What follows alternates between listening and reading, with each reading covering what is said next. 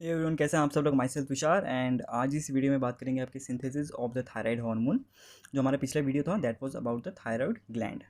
ठीक है, हमारी जो एंडोक्राइन सिस्टम की जो सीरीज चल रही है उसमें हमने क्या देखा था, आपका थायराइड ग्लैंड देखा था। एंड इससे पहले हमने आपके आई थिंक हाइपोथैलेमस पिट्यूटरी देखा था, हाइपोथैलेमस देखा था। सारे हम जो जो आपके एंडोक्राइन सिस्टम के जो ग्लैंड्स हैं, जो ऑर्गन्स हैं, हम उसको कवर कर रहे हैं। तो हमने जो लास्ट वीडियो कवर की that was the thyroid gland. अब इसमें जो हार्मोन सिक्रीशन हो रहा है that is T4, T3, calcitonin.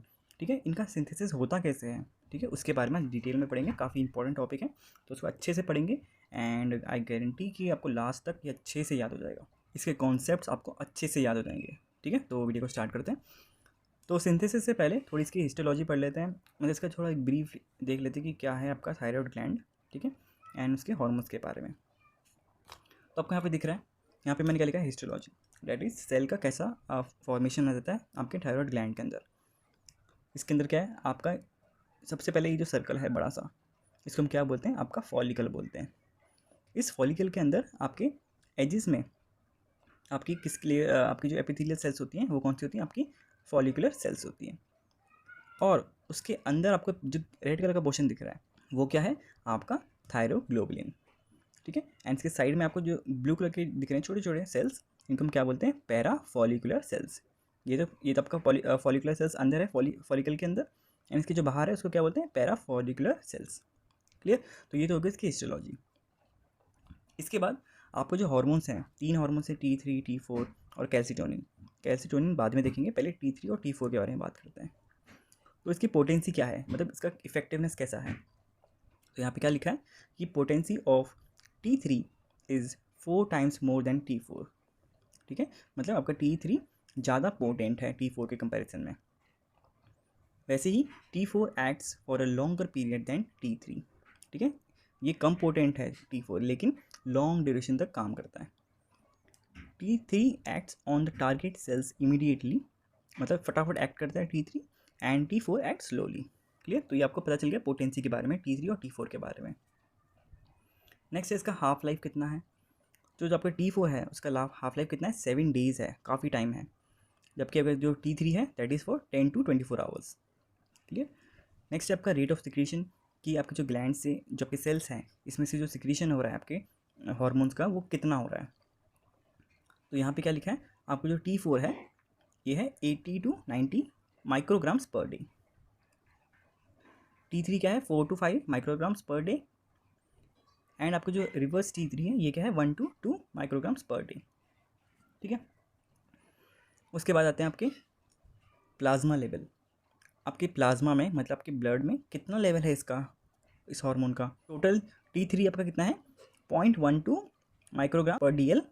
And आपका जो टोटल T4 है वो कितना है, 8 माइक्रोग्राम्स पर DL। ठीक है, तो T4 काफ़ी क्वांटिटी में as compare to T3। Clear. तो ये तो बात हो गई इसकी histology, potency, half life, rate of secretion और प्लाज्मा लेवल्स। ठीक है, आपको ये अच्छे से याद हो गया। अब जब हम थायराइड हार्मोन पढ़ रहे हैं कि कैसे फॉर्मेशन हो रहा है इसका, तो सबसे पहले हमने क्या पढ़ा था, आपका जो हाइपोथैलेमस पढ़ा था। ठीक है, तो हाइपोथैलेमस में अब हम जाते हैं पीछे थोड़ा थोड़ा अच्छे से समझने के लिए। ठीक है, ये आपका हाइपोथैलेमस है।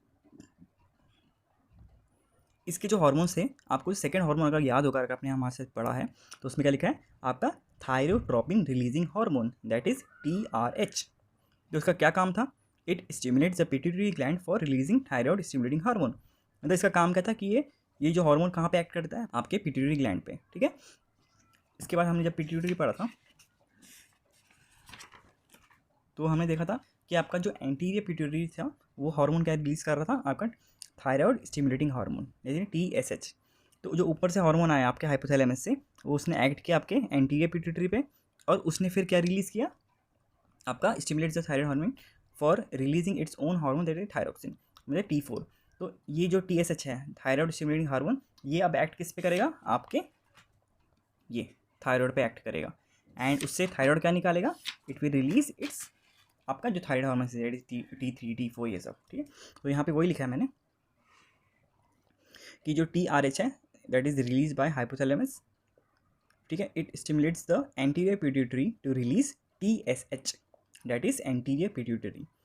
उसके बाद क्या करता है, ये stimulates the thyroid gland to release आपका थायराइड हार्मोन, किसके अंदर, थायराइड ग्लैंड के अंदर। क्लियर। तो ये आपको थोड़ा सीरीज पता चल गया कि कहाँ से एक्चुअली शुरुआत हुई थी इसकी। क्लियर हो गया। अब बात करते हैं different stages of synthesis of thyroid hormone. ये जो हार्मोन बन रहा है आपका थायराइड का, ये बनता कैसे, इसके क्या क्या स्टेप्स हैं वो अच्छे से पढ़ते हैं। ठीक है, हमारे पास डायग्राम भी है, यानी कि फ्लो चार्ट भी है, इससे भी आपको अच्छे से समझ आ जाएगा। तो जो फर्स्ट आपका जो ये है दैट इज प्रोसेस, वो क्या है आपका थायरोग्लोबुलिन सिंथेसिस। ठीक है, अभी हमने यहाँ पे क्या देखा था डायग्राम में, ये जो आपको रेड कलर का दिख रहा है बीच का मटेरियल, ये क्या है, थायरोग्लोबुलिन। तो पहले इसका सिंथेसिस हो रहा है, कैसे देखो, तो इसमें क्या लिखा है आपका एंडोप्लाज्मिक रेटिकुलम एंड आपका गोल्गी अपैरेटस, गोल्गी या गोल्गी जो भी बोलना आपको। ठीक है, ये क्या करता है, आपके जो फॉलिकुलर सेल्स हैं ये ग्रीन कलर के, इनके अंदर जो आपका एंडोप्लाज्मिक रेटिकुलम है और आपका जो गोल्गी अपैरेटस है, ये क्या करते हैं, दे सिंथेसिस एंड सिक्रीट थायरोग्लोबुलिन। तो इनका काम क्या है, ये रिलीज़ करते हैं आपका ये जो रेड कलर का पार्टिकल है दैट इज़ आपका थायरोग्लोबुलिन। ठीक है, कंटिन्यूसली ये सिक्रीशन इनका रहता है। Thyroglobulin contains 140 molecules of amino acid, कौन सा, ट्रायोसिन।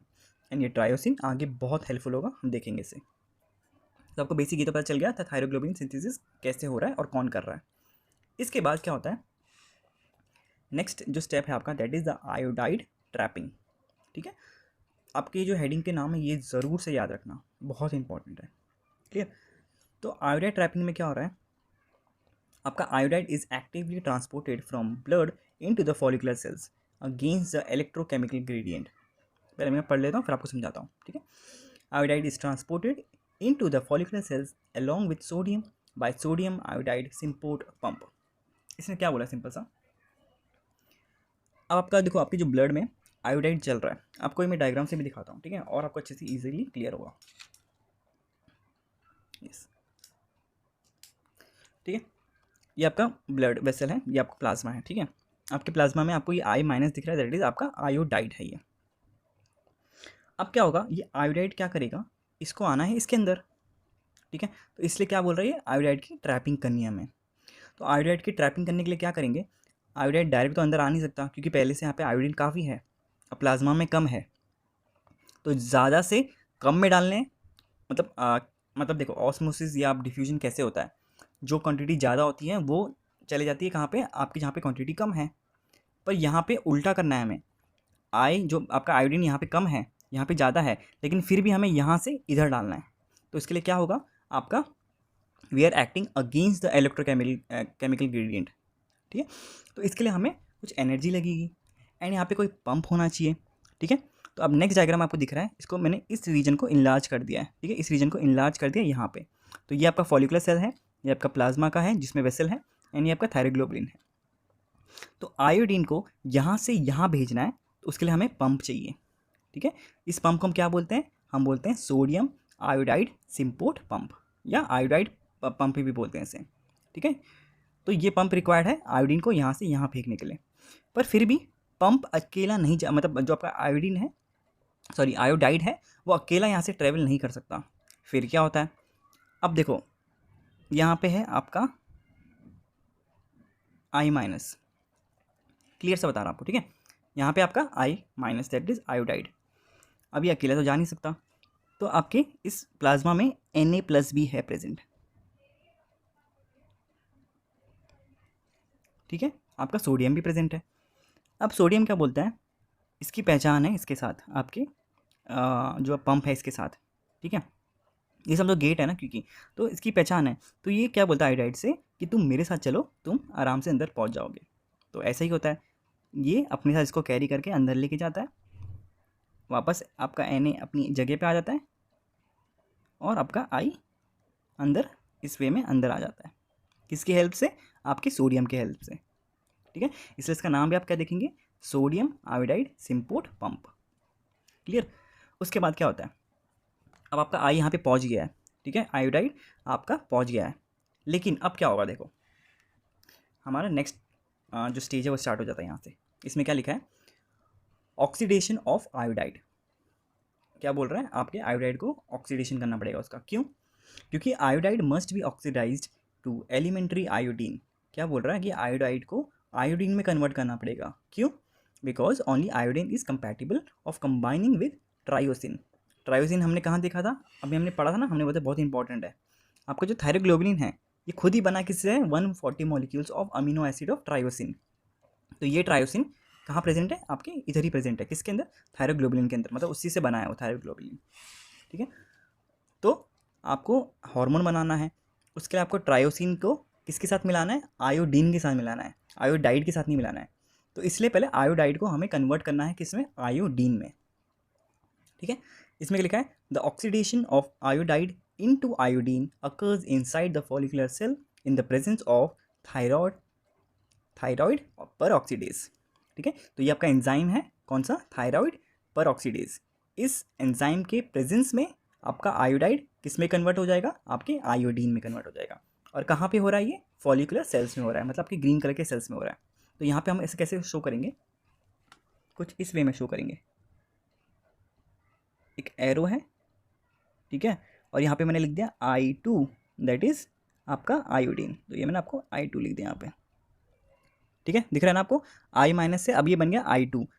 कहाँ पे हो रहा है ये? ग्रीन कलर का फॉलिकुलर सेल में हो रहा है। एंड आपका किसने हेल्प किया यहाँ पे? आपका हेल्प किया थायराइड पर ऑक्सीडेज ने। तो मैं यहाँ पे लिख देता हूँ, छोटा सा लिखना पड़ेगा मुझे।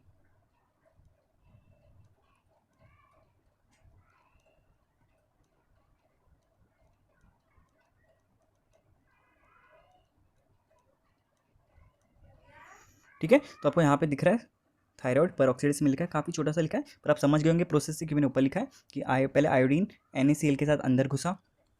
आपको मैं यहाँ पे एरो भी दिखा देता हूँ ऐसे। ठीक है, तो आपको थोड़ा बाद में आप जब इसको देखेंगे डायग्राम्स को तो आपको याद भी रहेगा। ठीक है,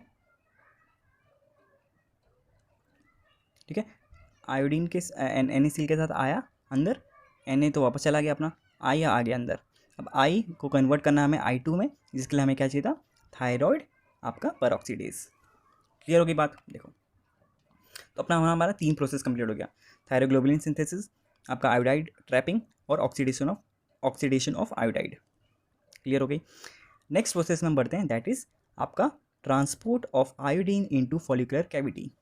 फॉलिकुलर कैविटी मतलब आपका थायरोग्लोबुलिन जो आपका रेड कलर में। अब देखो I2 तो यहाँ पे बन गया, दैट इज आयोडीन बन गया। अब इस I2 को हमें यहाँ पे डालना है, तो इसके लिए भी हमें पंप की रिक्वायर्ड होगी। तो उस पंप का नाम क्या है? यहाँ पे लिखा है it is done by the iodide chloride pump called as pendrin. ठीक है, तो पेंड्रिन की हेल्प से तो आपको दिख रहा है नेक्स्ट डायग्राम में, जिसमें आपको क्या दिख रहा है? आपका ग्रीन कलर का फॉलिकुलर सेल है और आपका ये थायरोग्लोबुलिन है। यहाँ पे आपके पास, हमारे पास क्या प्रेजेंट है? पिछली स्लाइड में हमने देखा था, दैट इज I2 प्रेजेंट है। इस I2 को हमने यहाँ पे भेजना है, तो I2 आराम से चला जाएगा इस गेट से। ठीक है,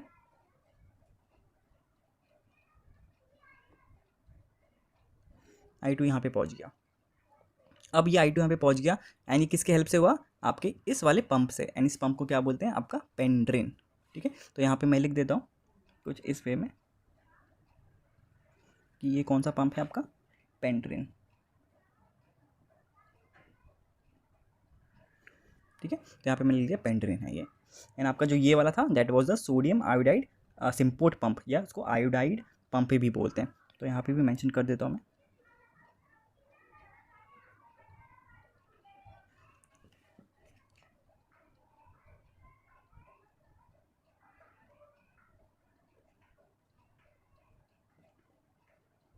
ठीक है, तो आपका आयोडाइड पंप हो गया एंड दिस वाज द पेंड्रिन। ठीक है, अब तक देखो हम यहाँ पे आ गए कि आपका I भी यहाँ पे पहुँच गया, I2 पहुँच गया यहाँ पे। अब हमने क्या बोला था? आपका जो ये रेड कलर का है दैट इज़ द थायरोग्लोबुलिन। इस थायरोग्लोबुलिन में आपके अमीनो एसिड के 140 चेन्स के क्या होते हैं? Molecules, tyrosine. तो मैं क्या करता हूँ, 140 चेन्स तो नहीं बनाएंगे हम, एटलीस्ट 4 चेन्स बनाते हैं। ठीक है, तो मैंने यहाँ पे बनाया है 1 2 3 4। ठीक है, ये आपके ट्रायोसिन के मॉलिक्यूल्स हैं, इनको कनेक्ट कर देते हैं ऐसे। ठीक है, कनेक्ट हो गए। तो ये आपका क्या है? आपका ट्रायोसिन है के मॉलिक्यूल्स हैं एक एक। ठीक है, ऐसे बहुत 140 मॉलिक्यूल्स होते हैं, हमने भी 4 बना रखे हैं यहाँ पे। अब इस I2 को ट्रायोसिन के साथ हमें रिएक्ट कराना है, ठीक है। उसको हम क्या बोलते हैं, उसको हम बोलते हैं आपका आयोडीनेशन ऑफ ट्रायोसिन। क्या बोलते हैं उसको, आयोडीनेशन ऑफ ट्रायोसिन बोलते हैं, ठीक है। तो आपका जो मैं ये आपका ये है, इसको मैं नाम दे देता हूँ यहाँ पे,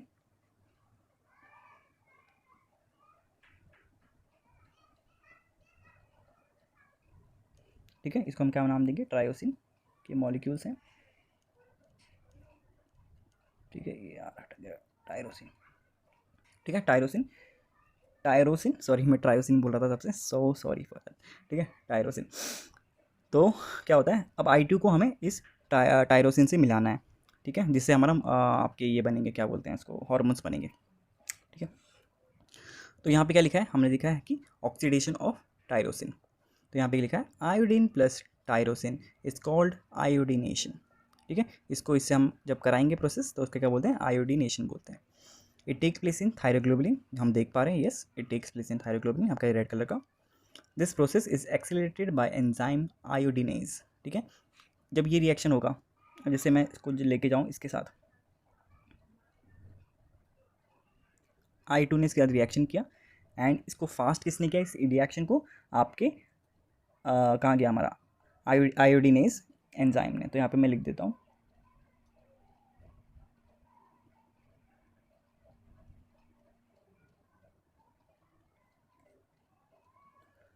ठीक है। आपका आयोडीनेज आपका यहाँ पे एंजाइम है जो कि इस प्रोसेस को एक्सेलरेट कर रहा है, ठीक है। And which is secreted by the follicular cells, ये आपका आयोडीनेज कौन सेक्रेट कर रहा है, आपका फॉलिकुलर सेल्स सेक्रेट कर रहा है। Iodination of tyrosine occurs in several stages, ठीक है। अभी समझाता हूँ आपको। Tyrosine is ionised first into monoiodotyrosine, that is MIT, and later into diiodotriosine, DIT. They both are called the iodotriosine residues. अभी क्या बोल रहा हूँ देखो, अब इसको हम नेक्स्ट स्लाइड में दिखाते हैं अच्छे से। इसी चेन को ना मैं यहाँ पे बना देता हूँ फुल। तो ये आपकी बन गई 1 2 3 और 4, ठीक है। आपके टायरोसिन के ये मॉलिक्यूल्स हैं। अब इनमें क्योंकि देखो I2 जुड़ गया है, तो मैं यहाँ पे बना देता हूँ, जैसे इसके साथ ये एक I2 जुड़ा, ठीक है। इसके बाद वाले के साथ 2 I2 जुड़ गए, फिर इसके साथ भी 2, इसके साथ भी 2, ठीक है। तो पहला जो प्रोसेस होता है वो एक के साथ जुड़ता है, फिर वापस एक और जब आयोडीन का मॉलिक्यूल जुड़ता है उसको हम क्या बोलते हैं, DIT बोलते हैं, जो हमने यहाँ पे देखा, डाई आयोडो ट्रायोसिन, टायरोसिन। तो जो पहला वाला बना है जिसमें एक ही जुड़ा है, इसको क्या बोलते हैं, MIT, इसको क्या बोलते हैं, MIT बोलते हैं। एंड आपके जिसमें 2 जुड़ गए, जिस आपके टायरोसिन मॉलिक्यूल में 2 I2 जुड़ गए, उसको हम क्या बोलते हैं, आपका DIT, ठीक है, डाई आयोडो टायरोसिन, ठीक है। तो आपका ये वाला पार्ट हो गया, this is known as the MIT। And ये आपका क्या है, DIT। एंड ये भी क्या है, और ये भी दोनों क्या है, DIT एंड DIT। तो आपका आपको क्या दिख रहा है, क्या दिख रहा है, ये एक मॉलिक्यूल है अगर तो MIT, फिर DIT क्योंकि 2 मॉलिक्यूल हैं, फिर वापस DIT 2 मॉलिक्यूल है, DIT 2 मॉलिक्यूल है, ऐसे 140 चेन्स होती हैं, ठीक है। ये बन गए, तो MIT DIT ऐसे और MIT भी बनेंगे, कुछ DIT बनेंगे। तो ये सब क्या है आपके, these are the iodo tyrosine residues बोलते हैं इनको। इसके बाद क्या होता है, जो आपका फाइनल रिएक्शन है, that is the coupling reaction, ये प्रोसेस होता है। इसमें क्या होता है कि iodo tyrosine residues get coupled with one another in different configurations to give rise to different thyroid hormones. क्या बोला इसने कि अब ये कॉम्बिनेशन इनका बनता रहेगा, जुड़ता रहेगा, ऐसे ऐसे होता रहेगा। तो यहाँ पे हमने क्या किया, टायरोसिन प्लस आयोडीन आपका MIT बना। वैसे ही MIT प्लस एक और, अगर MIT है, MIT में एक और आयोडीन जुड़ गया तो वो क्या बनाएगा, DIT बन जाएगा। अब क्या होगा, अगर DIT और MIT है, ठीक है, आपका DIT और MIT अगर मिक्स हो रहे हैं तो वो क्या बनाएंगे, आपका T3, दैट इज ट्राई आयोडोथायरोसिन। क्यों, क्योंकि इसमें 3 मॉलिक्यूल हो गए ना I2 के, 1 2 3, ठीक है। तो इसको हम लोग क्या बना देंगे, ये कॉम्बिनेशन आपका बन गया, दैट इज आपका T3, ठीक है। और अगर जैसे इसमें तो आपको क्या दिख रहा है, पहले MIT है फिर DIT है, ठीक है, तो उसको तो रिवर्स T3 बोलेंगे। अगर DIT पहले होगा और जैसे ये है, अब एक बार मैंने यहाँ पे एक और DIT बना दी और फिर एक MIT बना दी, तो DIT MIT क्या हो जाएगा आपका, सिंपल सी बात है, DIT और MIT क्या आपका try iodo thyroxine that is T3 बनाएगा, और आपका MIT प्लस DIT तो उल्टा बना देगा इसका, रिवर्स T3, ठीक है। बाकी DIT और DIT अगर ये दोनों मिक्स हो गए, ठीक है, तो ये क्या बनाएंगे आपके T4 बनाएगा। सिंपल सी बात है ना, T4 क्यों, क्योंकि इसमें 4 मॉलिक्यूल्स हैं आपके आयोडीन के, तो ये क्या बन जाएगा आपका थायरॉक्सिन, या इसको क्या बोल सकते हैं, और tetra iodo tyrosine T4। Clear हो गई बात। तो ये थी आपकी कपलिंग रिएक्शन, एंड इस वे से आपको T3 और T4 मिल गए। उसके बाद आपके क्या होते हैं, अब ये T3 T4 वापस से आपके फॉलिकल सेल्स में आते हैं, लाइजोजाइम्स होते हैं ना आपके जो, वो आपसे कटिंग करेंगे, यहाँ से कट करेंगे इसको, यहाँ से कट करेंगे, ठीक है, फिर और भी चेंज होंगे तो उसको कट करके आपके फॉलिकल सेल्स में आएंगे, फॉलिकल सेल्स से वापस आपके प्लाज्मा में इसको भेज देंगे, ठीक है। तो ये था आपका पूरा stages of synthesis of thyroid hormone. And ये लास्ट में एक फ्लो चार्ट भी है, ठीक है, जिसमें हमने सबसे पहले देखा प्लाज्मा, जैसे आपकी येलो कलर की, ग्रीन कलर की आपकी फॉलिकुलर सेल्स, एंड आपकी रेड कलर में आपका थायरोग्लोबुलिन, ठीक है। तो पहले आयोडीन आया, आपके आयोडाइड बना, ठीक है, मतलब आयोडाइड आया यहाँ से यहाँ पे, ठीक है, यहाँ पे पंप था, डेट इज़ आयोडाइड पंप था यहाँ पे। उसके बाद वो आपके फॉलिकल सेल्स में आ गया, उसके बाद क्या बना, उसका आयोडीन बन गया। कैसे, हमने देखा थायराइड परऑक्सीडेज एंजाइम की वजह से ऑक्सीडेशन हुआ उसका। उसके बाद आयोडीन वापस से आपके थायरोग्लोबुलिन में आया, यहाँ पे भी एक पंप था, दैट इज़ आपका पेंटरिन पंप। फिर आयोडीन आपके ट्रायोसिन के साथ मिल गया, तो उसने क्या बनाया, DIT और MIT। अब DIT प्लस DIT क्या बना, T4, और DIT MIT क्या बना, T3, और MIT और DIT मतलब उल्टा हो गया, तो इसका T3 रिवर्स T3 हो गया, ठीक है। तो ये था टोटल आपका क्या, सिंथेसिस ऑफ थायराइड हार्मोन, ठीक है। आई होप आपको क्लियरली अच्छे से समझ आ गया होगा अब तो, क्योंकि मैंने कोशिश किया कि एकदम बेसिक से समझाऊँ आपको, ताकि आपको ये अब ज़िंदगी भर आप नहीं भूलोगे। कोई भी आपको पूछेगा कि बता थायराइड कैसे बनता है, तो आप उसको अच्छे से एक्सप्लेन कर सकते हैं कि कहाँ से कैसे कैसे आयोडाइड जाता है, आयोडीन में कन्वर्ट होता है, कैसे जाता है, कौन से पंप आते हैं, कौन सा एंजाइम हेल्प करता है, कैसे वो जुड़ता है आपका टायरोसिन से, सब कुछ अच्छे से बता देंगे आप। अच्छा, ठीक है, तो बस इतना ही था यार आज के लिए। आगे वीडियोस में, क्योंकि एक तो ये मुझे बताना था कि अभी मैं क्योंकि कॉन्सेंट्रेट कर रहा था आपके एंडोक्राइन सिस्टम के ऊपर, हमारी जो फर्स्ट वीडियो थी, ठीक है, वो तो क्या थी आपके एंडोक्राइन सिस्टम के ऊपर थी ना, ये वाली। तो इसमें मेरा फोकस यही था पहले कि जितने भी आपके ग्लैंड्स और हार्मोन हो पहले वो कर लूँ बेसिक लेवल्स पे, उसके बाद हम लोग डीपली जा सकते हैं हर एक ग्लैंड पे, ठीक है। तो अभी हमने आज थायराइड कंप्लीट कर दिया, नेक्स्ट वीडियो में आपको थोड़ा पैराथायरॉयड मिल जाएगा। थायराइड के ऊपर जो एक्सट्रीम डिटेल वीडियो होगी वो तो आएगी बाद में, पहले मैं एक बार जो जो ग्लैंड्स हैं वो कंप्लीट करा दूंगा, ठीक है। तो पैराथायरॉयड है, थाइमस है, एड्रिनल है, पैनक्रियाज है, काफ़ी सारे हैं, तो पहले उनको भी अच्छे से पढ़ लेंगे, ठीक है। तो बस इतना ही था वीडियो में। अगर आपको वीडियो अच्छी लगी तो प्लीज़ वीडियो को लाइक शेयर एंड सब्सक्राइब कर लेना चैनल को। या आपके जितने भी नोट्स हैं आपको हमारे टेलीग्राम चैनल या व्हाट्सएप चैनल पे मिल जाएंगे, आप वहाँ से डाउनलोड कर सकते हैं उसे, ठीक है। तो बस मिलते हैं नेक्स्ट वीडियो में, till then take care, bye bye.